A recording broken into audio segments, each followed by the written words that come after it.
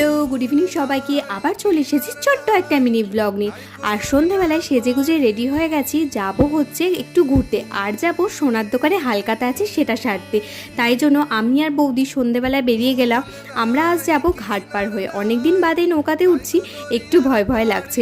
তারপরে কাছের একটা বজরংবলীর মন্দির ছিল, যেহেতু কিছুদিন আগে রামনবমী গেল, সেখানে একটু প্রণাম করলাম আর একটু প্রসাদও পেয়ে গেলাম। সে না ইচ্ছে থাকলে সব সম্ভব হয়।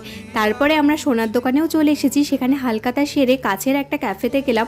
তোমরা যারা বহরমপুরে থাকো তারা অনেকেই চেনো আর অনেকেই গেস করতে পারছো আমরা কোথায় গেছি। যারা যারা জানো আমাকে একটু কমেন্ট করে জানিও। ফুল ডিটেলস ভিডিও খুব তাড়াতাড়ি আসতে চলেছে। আর এখানকার খাবার দাবার আমার জাস্ট টু গুড লেগেছে, খুব ভালো লেগেছে। আর এখানকার কোয়ালিটিও ভীষণ ভালো। আর সব থেকে যেটা ভালো লেগেছে এদের ড্রিঙ্কসগুলো, মানে আমপোড়া শরবতটা জাস্ট অসাধারণ। তোমরা যদি এখানে কখনো গিয়ে থাকো মাস্ট ট্রাই করবে কিন্তু। আর কেমন লেগেছে কমেন্ট করে জানিও। Bye bye.